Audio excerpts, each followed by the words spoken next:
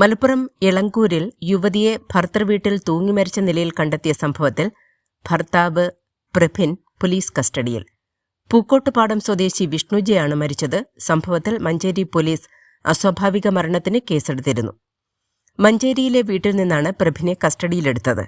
ഗാർഹിക പീഡനം, ആത്മഹത്യാ പ്രേരണാകുറ്റം എന്നീ വകുപ്പുകൾ ചുമത്തിയേക്കും. യുവതിക്ക് മർദ്ദനമേറ്റതിന്റെ തെളിവുകളും പോലീസിന് ലഭിച്ചിട്ടുണ്ട്.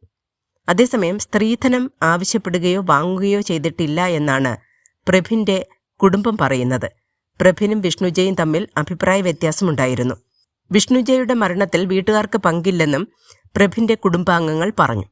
യുവതിയുടെ മരണത്തിൽ ഭർത്തൃവീട്ടുകാർക്ക് പങ്കുണ്ടെന്നാണ് വീട്ടുകാർ ആരോപിക്കുന്നത്. ഇക്കാര്യം പോലീസ് അന്വേഷിക്കുന്നുണ്ട്.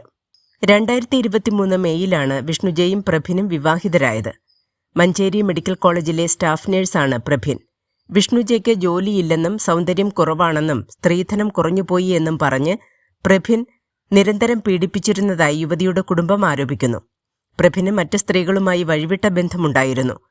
ഓരോ തവണയും തങ്ങൾ പ്രശ്നത്തിൽ ഇടപെടാൻ ശ്രമിച്ചപ്പോൾ മകൾ വിലക്കിയതായും താൻ തന്നെ പരിഹരിക്കാമെന്ന് പറഞ്ഞതായും വിഷ്ണുജയുടെ കുടുംബാംഗങ്ങൾ പറയുന്നു. ഇളങ്കൂർ സ്വദേശി പ്രഭിന്റെ വീട്ടിൽ കഴിഞ്ഞ വ്യാഴാഴ്ചയാണ് വിഷ്ണുജയെ തൂങ്ങിമരിച്ച നിലയിൽ കണ്ടെത്തിയത്.